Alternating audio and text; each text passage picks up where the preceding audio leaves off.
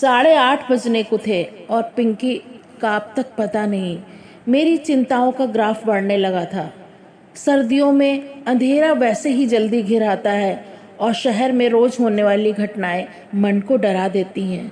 बच्चों को हमारी परेशानियों का कोई एहसास नहीं होता, बल्कि मैं फ़ोन भी करती हूँ तो वह नाराज़ हो जाती है, कहती है और किसी के घर से फ़ोन नहीं आता, बस मेरा ही घनघनाता रहता है। इतना एम्बेरेसिंग लगता है। अब भला इसमें एम्बेरेसिंग होने जैसा क्या है? तुम्हारे दोस्तों के घर वाले लापरवाह हैं तो मैं क्या करूं?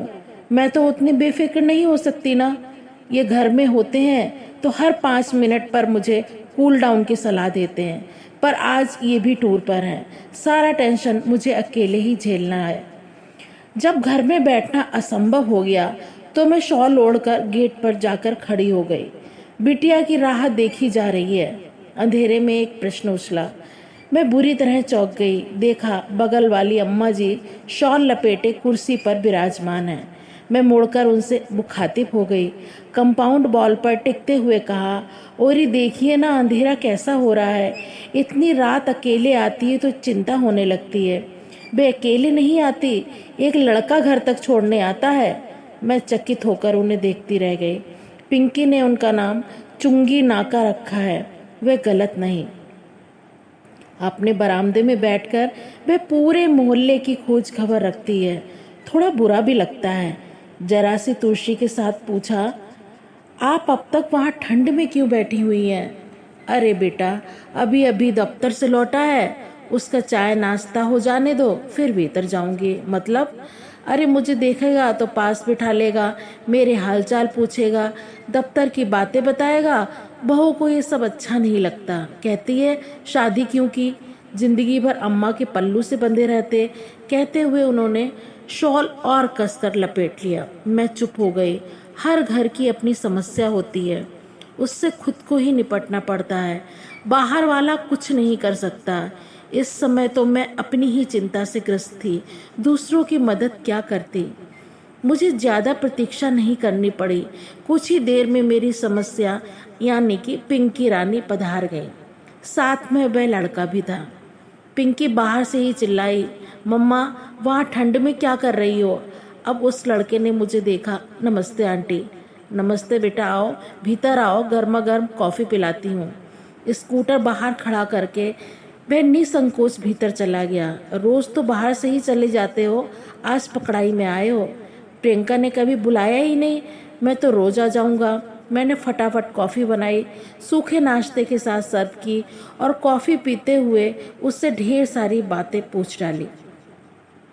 जब पता चला कि मैंने जैसे अपने आप से कहा, लड़का अच्छा है ना, कहीं तुम इसके साथ मेरा गठजोड़ा करने की तो नहीं सोच रही हो?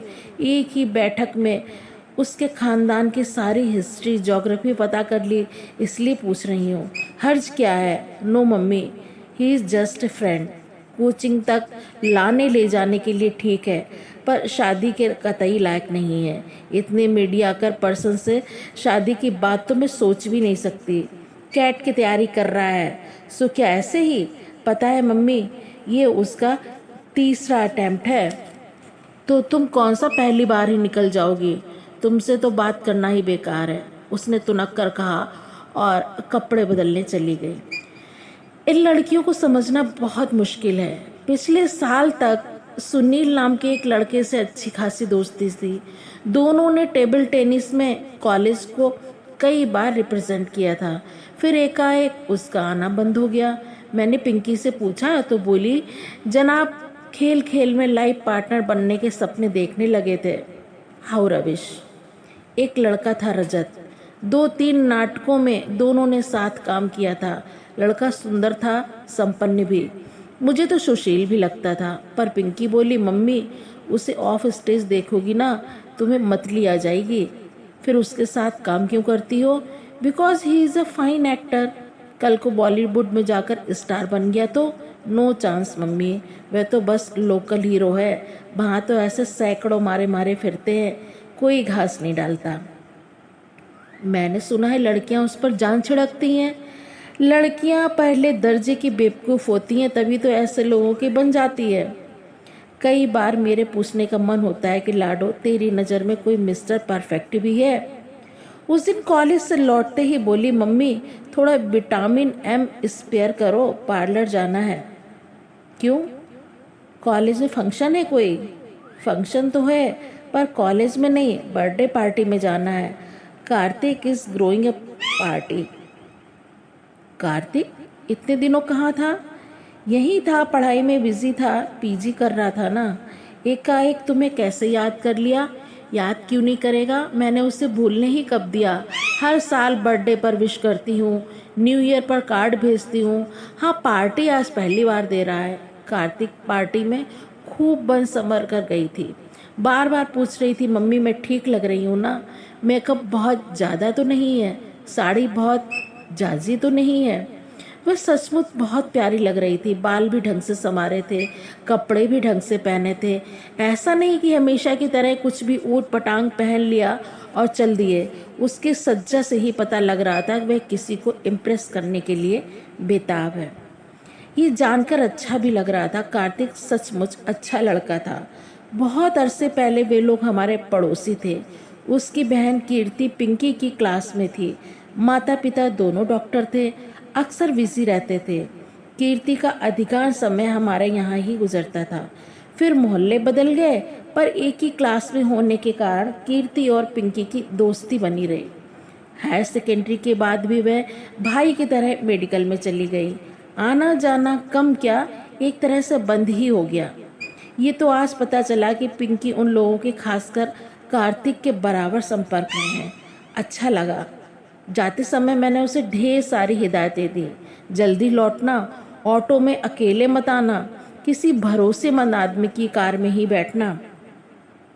उसे अच्छा तो नहीं लग रहा था, पर चुपचाप सुनती रही। आखिर उसके पापा को ही दया आ गई। झल्लाकर बोले, बस भी करो, अब लड़की अब बच्ची नहीं रही, खासी बड़ी हो गई है। इस बात को तुम कब समझोगी? बच्ची नहीं रही, बड़ी हो गई है, इसलिए तो इतनी फिक्र हो रही है। पर ये बातें पुरुषों के दिमाग में कभी नहीं आती। फिक्र करने का जिम्मा जैसे माँ ने ही उठाया हुआ है। रात को वह लौटी थी तो काफ़ी थकी थकी लग रही थी। मुझे आश्चर्य नहीं हुआ। जानती हूँ, आजकल की पार्टियों में खाना पीना थोड़ी ही होता है। डांस के नाम पर अच्छी खासी हुड़दंग लीला होती है। शोर इतना कि कानों के पर्दे फट जाए। कैसी रही पार्टी? मैंने पूछा। ठीक ही थी, उसने बेरुखी से कहा और सोने चली गई।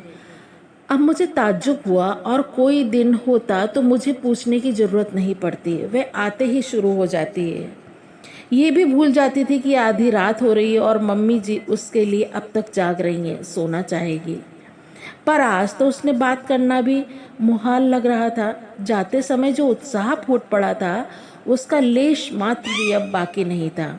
सुबह चाय के समय उसके पापा ने पार्टी के बारे में पूछा तो बोली, पापा पार्टी तो शानदार होनी ही थी, उसने अपनी एंगेजमेंट जो अनाउंस करनी थी।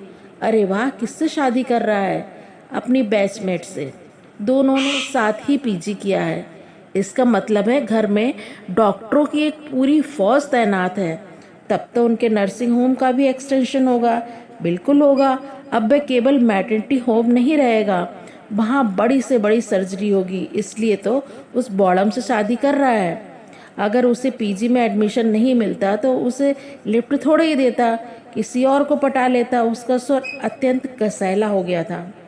अंकल आंटी भी तो उसकी डिग्री पर ही रीझे हैं, नहीं तो कार्तिक के सामने वह कुछ भी नहीं।